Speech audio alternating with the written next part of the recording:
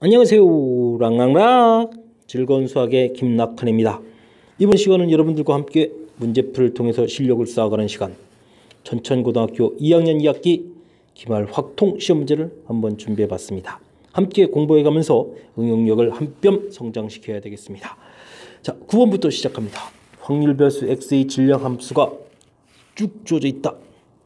자, 이렇게 됐을 때 표준편차를 구해달라. 식을 보고 겁먹으면 절대 안 되는 그런 형태의 문제가 되겠습니다. 무슨 뜻인가요? 리백 컴비네이션, 이항 정리 형태의 식에서부터 만들어진 거, 와, 어떤 확률이었습니까? 독립시행입니다. 몇 번 시행했습니까? 200번 시행했습니다. 독립시행을 이렇게 여러 번 하겠다? 이항분포라는 뜻이 문제에 담겨 있다는 이야기가 되겠죠. 되겠습니까? 이항분포. 시행 몇 번 하겠다? 200번 하겠다. 와우. x하고 같이 논다. 확률이 5분의 3인 문제였다. 라는 뜻이 되겠습니다. 이 부분을 밝혀가는 과정이 중요한 거죠. 자, 평균은 그러면 NP 이렇게 되는 거고, 분산은 어떻게 되는 건가요? NPQ 이렇게 처리되는 이런 문제 형태였습니까? 자, 표준편차니까 NPQ 시작하면 되겠네요. 자, 200, 5분의 3, 5분의 2, 자, 곱하기 했습니다. 됐습니까? 자, 그러면 25가 되니까 약분하면 또 8처리 되나요? 오호. 그러면은 이게 뭐 3 곱하기 16 이렇게 쳐야 되니까, 자, 우리가 구해야 되는 이제 표준편차를 뭐 구해간다는 얘기는 루트를 씌워야 되는 거니까, 루트 씌우면 4 루트 3 처리해주면 답이 됩니까? 뭐 그 다음 산수는 어렵지 않습니다. 자, 이 문제 역시 첫 번째 문제는 좀 약간 가볍게 처리될 수 있는 문제 형태인 것 같습니다.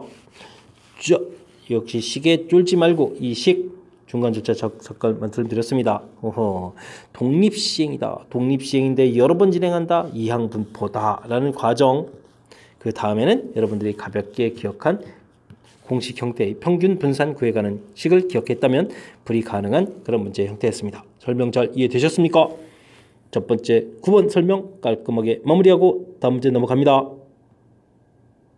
이번엔 12번 함께 보도록 하겠습니다. 확률 변수 x1, 2, 3가 각각 이항분포를 쫙 따른다고 주어져 있습니다.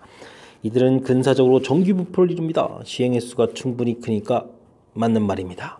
이때의 정규분포 곡선을 L1, 2, 3라고 했을 때 그래프 개형하고 연결시켜 주십시오 라고 되어 있습니다. 우리가 기대값이 NP 이렇게 구해간다는 것만 우선 알게 되면, 자, 평균 구해가 봅니다. 100, 이거 얼마입니까? 50, 100 끝났습니다. 평균 50 하나가 나왔습니다. 이것이 B니까 L2가 되겠죠. 가는 L2가 되겠습니다. 자, 하나 끝났습니다. 자, 그러면 L1과 L3 자 구해야 되는데, 그럼 분산이 어떻게 된다는 거 아시게 되죠? NPQ 이렇게 처리되면 되죠. 자, 이곳에다가 그럼 또 2분의 1을 한 번 더 곱하기 해야 되겠고, 이거는 4분의 3을 더 곱하기 하겠습니다. 자, 어느 값이 더 작을까요? 라고 돼 있을 때 B가 아니라 맨 처음 X1 이 부분이 좀 작은 것 같습니다. 50 처리가 되는 거니까요. 됐습니까?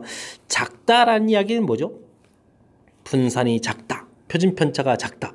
이 이야기는요, 자료가 평균 주변에 모여있다.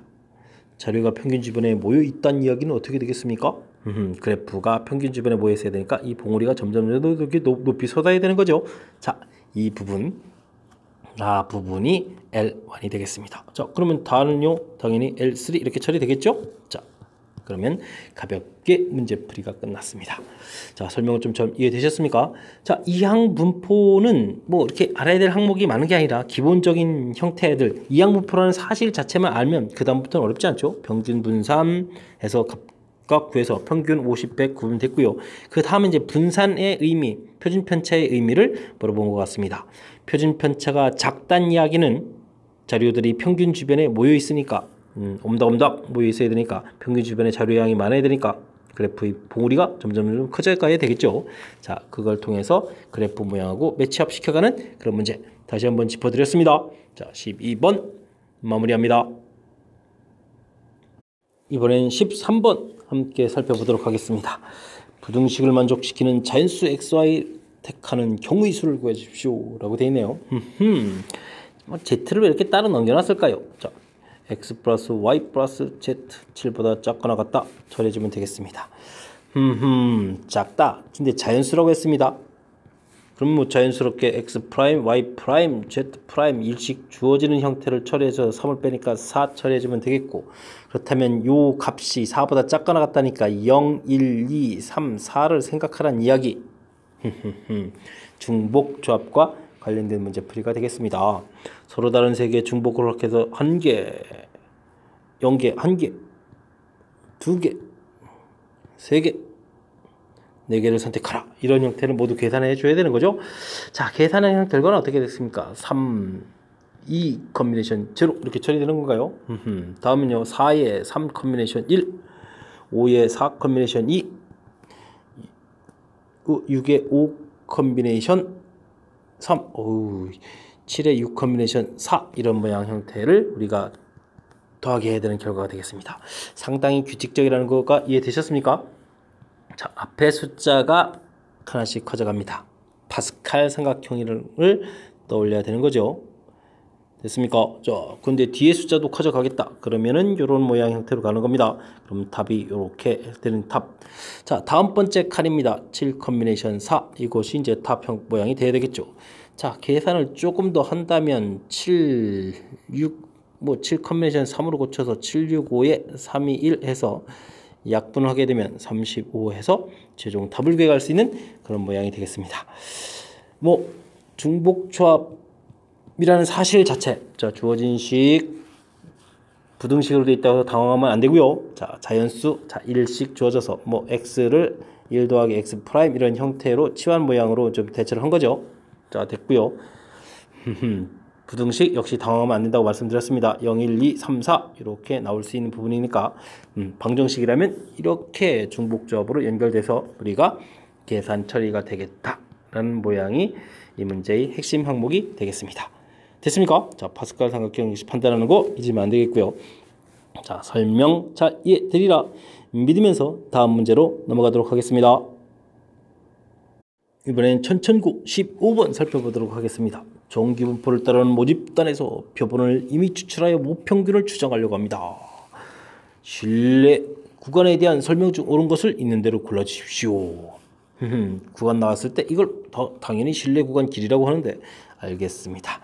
자, 우리가 이 실내 구간은 어떻게 구합니까? 한쪽만 살펴보면 우리가 구한 평균에다가 더하기 z 루트 n분의 시그마. 자, 이 부분이 아주 관심사죠. 실내 구간 길이를 구하게 되면 어떻게 됐습니까? 이 길이가 2배 되는 거예요. 곱하기 z 루트 n분의 시그마. 왜냐고요? 자, 똑같은 구간과에서 이 값을 지금 좌측에서 빼게 하면 좌측식이 완성되기 때문에 그런 거죠. 자, 이런 기본 항목을 안 상태에서 문제 보면 되겠습니다. 표본의 크기가 일정할 때, 자, n은 변함이 없다는 얘기입니다. 신뢰도가 높을수록 이 z값이 커진다는 이야기입니다. 그럼 실내 구간 길이는 전체 길이는 길어집니다. 당연히 이 값이 커져가겠다. 기억 맞습니다. 다음은요. 신뢰도가 일정할 때 요 z값은 값이 고정되어 있다는 얘기입니다. 크기가 작을수록 이 값이 작아진다. 그러면 전체 결과는 어떻게 되겠습니까? 커져가겠습니다. 실내 구간 길이는 커져갑니다. 길어진다는 얘기죠. 틀렸습니다. 신뢰도를 낮춘다는 얘기는 이 z값이 작아진다는 얘기입니다. 됐습니까? 표본의 크기를 작게 한다? 그럼 값은 커져가야 되겠습니다. 작고 커진다는 이야기는 우리는 이 부분을 종잡을 수가 없는 거죠. 맞습니까? 자, 그렇다면 알 수가 없는 이런 형태가 되겠습니다. 자, 설명 이해되셨습니까? 자, 우리가 공부를 함에 있어서 가장 기본적인 항목들을 익혀가긴 해야 되는데 그 부분을 너무 어렵게 생각하는 경우가 많아요. 그리고 단순함기를 하기 때문에 그런 거죠. 자, 우리가 구한 평균에다가 자, 이 부분. 근데 이 부분들이 그냥 나온 게 아니라 여러분들이 표준화할 때 나온 거예요. 루트 n분의 시그마분의 x번 마이너스 m 이렇게 해서 이게 z값 할 때 이 부분 이렇게 곱하기 한 값이죠. 됐습니까? 이 부분이 어떻게 나왔는지를 기억하게 되면 그리고 이 값에다 2배 하게 되면 실내 구간 길이니까 어려운 항목이 아닌 것 같습니다. 이해되셨습니까? 요게 이제 z값 신뢰도를 나타내 주는 거고 이건 n이고 이건 뭐 표준 편차니까요. 이해되셨죠? 자, 큰 틀의 가장 기본적인 패턴 어떻게 머릿속에 좀 잘 정리되어 있는지 확인해 보는 그런 절차에 해당하는 문제였습니다. 자, 15번 마무리합니다. 락쌤과 함께 확통 문제를 풀고 있습니다. 전천고 16번 이어서 시작합니다. 청소년 음악 콩쿠르 지원자 1000명이 평균 점수가 60입니다. 표준 편차가 10인 정규분포를 따른다고 할 때 예선 통과한 인원이 70명이라고 합니다. 자, 최저 점수는 어떻게 될까요?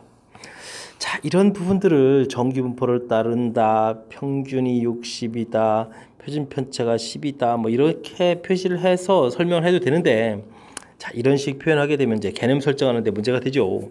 우리가 이제 통계 문제 풀어가는 데 있어서 좀 어렵다면 별거 아니지만 이렇게 그래프를 그리세요. 정규분포 모양에 평균이 60이다. 됐습니까? 아하, 1000명 중에서 점수가 높아야 여기 통과를 하겠죠. 자, 근데 여기 확률이 1000명 중에서 몇 등? 70등을 해야 되겠다. 됐습니까? 아하, 0.07이 되겠다. 그러면 이쪽 넓이가 0.43이 되겠다. 됐습니까? 그죠. 그렇다면 여기 점수는 과연 몇 점일까요? 이렇게 이제 질문 던진 거죠. 됐습니까? 자, 그럼 표준화한 식이니까 10분의 x-60한 이 결과가 43에 해당하는 1.5를 갖다 쓰면 되는 거죠. 자, 그러니까 x는 60 더하기 15 해서 75점을 맞으면 되겠다. 뭐 해서 이제 가볍게 결과를 구하면 되겠습니다. 됐습니까? 시그마분의 x-m 쓴 거니까. 자, 요거까지도 써야 되나요? 자, 이렇게 됐죠. 자, 지금 가벼운 문제 형태인데 좀 제가 지금 살짝 체킹해서 설명드리는 바는 뭐냐, 여러분들이 이 통계 문제를 풀어가는 데 있어서 이렇게 수식 형태로 하는 거 좋습니다. 충분히 문제를 이해했다면 수식 형태에서 머릿속에 개념 정리가 됐다면 그냥 수식으로 처리해 가면 되겠죠. 자, 근데요, 개념 정리가 조금 잘 안 되는, 긴 문장에서 복잡해졌을 때 개념 정리가 좀 잘 안 됐다면 저처럼 정규분포 그리고 평균 60이다, 자, 명수 여러 명인데 이렇게 통과 점수 개념이 촥촥촥 다 성립되죠. 아주 단순한 겁니다. 똑같은 개념 형태인데 도형 형태 부분으로 처리해서 우리가 풀이를 진행하면 조금 더 쉽게 1000명 중에 70명, 그러면 확률이 이 정도는 들어가야 되겠네. 자, 확률 계산은 평균에서부터 계산하는 거니까 이쪽 0.43. 그럼 이제 표준화 시킬 때 Z값 됐습니까? 표준화 과정. 뭐 이런 아주 간단한 과정을 통해서 풀이 진행한다는 거 다시 한번 드렸습니다. 아, 그림을 통해서 메모에 가면은 개념 설정이 쉽다. 제가 드리는 16번에 대한 팁이 되겠습니다. 16번 이해 잘 되셨죠? 마무리합니다. 이번엔 17번 함께 합니다. 세차장에서 자동차 한 대를 세차하는 데 걸리는 시간 표준 편차가 5분이 되겠습니다. 정규분포를 따른 데입니다. 95% 신뢰도로 추정을 하겠습니다. 근데 모 평균과 표본 평균의 차가 0.98분 이하가 되기 위한 최소값은 어떻게 되느냐, 표본 크기의 최소값은 어떻게 되느냐 질문 던졌습니다. 이거는 뭐 그렇게 어려운 게 아니고요. 이 부분하고 x바의 차를 구하는 부분은 뭐 아주 간단합니다. 뭘까요? z 루트 n분의 시그마죠. 됐습니까? 시그마. 이 부분에 해당하는 것을 질문 던졌으니까 뭐 들어가면 되겠습니다. 자, 95% 추정이면은 95% 477호의 2배 이런 형태니까 1.96이죠. 그러니까 1.96 됐습니까? 루트 n 모릅니다. 표준 편차 5분이 되겠습니다. 자, 이 부분이 0.98이 되어라 이런 얘기가 되겠습니다. 됐습니까? 자, 1.96 곱하기 5 0.98 루트 n. 자, 약분이 됩니까? 10 되겠습니까? 됐죠? 그러니까 n 뭐 구하면 제곱해서 100. 아주 간단히 끝났습니다. 자, 여러분들이 실내 구간 구해가는 그 부분들에 대한 식들이 이렇게 자꾸 암기 형태로 돼 있어서 좀 어려운 건데, 어려워하는 건데 절대 어려운 부분은 아니고요. 표준화 과정을 좀 정확하게 잘 기억하면 된다. 지난번에 실내 구간 형태 부분에서도 설명드렸죠. 루트 n분의 시그마 됐습니까? x바 마이너스 m. 자, 이 부분 형태 이 기억한 것이 z값이다 라고 했을 때 이걸 이렇게 이쪽 곱하기 한 거고요. 그럼 이 벌써 차가 나오지 않습니까? 지금 좌우 되는 이런 개념이기 때문에 자, 이렇게 얻어진 이 식 부분들 좀 쉽게 잘 이해할 수 있을 겁니다. 다시 한번요. 너무너무 중요한 겁니다. 차는 이 표준화 식을 기억해 주면 되겠다. 그 부분에서 얻어진 이 우측 부분에 해당하는 부분이 자, 모평균과 표본평균의 차가 되겠다 라고 되겠습니다. 이해 됐습니까? 그곳에 이제 값만 이렇게 집어넣으면 되는 거니까 쉬운 문제 형태였습니다. 개념 설정 부분 확인 잘 하라고 체킹해서 다시 한번 점검하는 문제였던 것 같습니다. 자, 설명 잘 이해되셨죠? 17번 또 마무리하겠습니다. 이번에 함께할 문항은 18번이 되겠습니다. 두 확률 변수 x, y 각각 정규부포를 따릅니다. 하나는 평균이 15인데 하나는 m 모릅니다. 이때 각각의 확률 밀도 함수 f, g가 다음 조건을 만족할 때 y 확률 변수의 32보다 작을 값을 구해달라 이런 얘기가 되겠습니다. 자, 정규분포 두 개 그리겠습니다. 와우, 하나는 평균이 15가 되겠습니다. 재미난 사실은 여기 표준 편차가 똑같기 때문에 그래프 모양을 똑같은 걸 그려야 되는데 이게 지금 똑같아지는지 모르겠습니다. 하나가 m 이런 형태로 평균을 그리면 되겠습니다. 됐습니까? 자, 15보다 작을 확률이면 요만큼 부분이 되겠다는 뜻인데 그럼 절반이란 얘기죠. 자, 31보다 클 확률 31이라는 숫자가 어디인지 잘 모르겠습니다. 근데요 그쪽 확률이 더 크려면 절반보다는 더 커야 되니까 자, 큰 쪽이니까 이쪽에 이렇게 표시해서 31에서 대략적인 표시를 이렇게 하겠습니다. 됐습니까? 평균보다는 조금 더 많은 양이 들어가도록 표시를 하라. 이런 얘기 되겠습니다.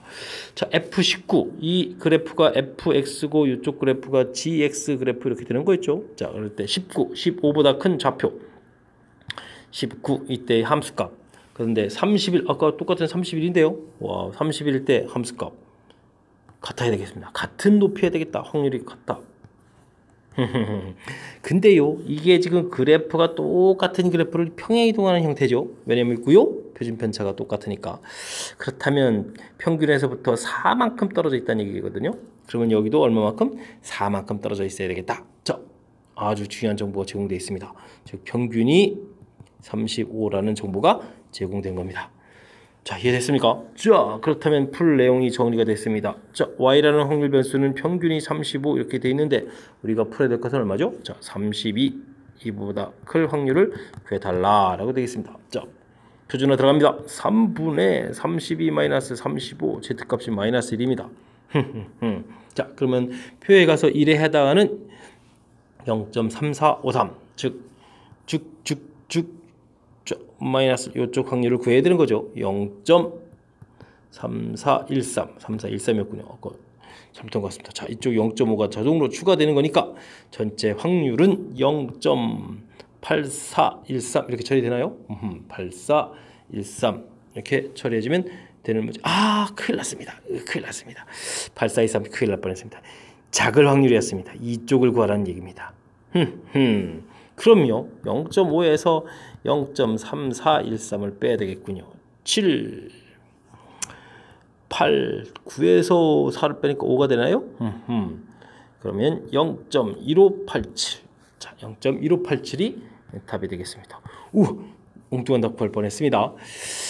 자, 큰 틀에서 문제 형태들 다시 한번 또 점검을 하게 되면요. 자, 두 가지 내용 나왔습니다. 자, 앞쪽 문제들 설명하면서도 말씀드렸지만 개념 이해하기 위해서는 그래프를 이렇게 정규분포 모양 그래프에 가는 것이 편리합니다. 평균 표시했고요. 그래서 문제에서 주어진 질문.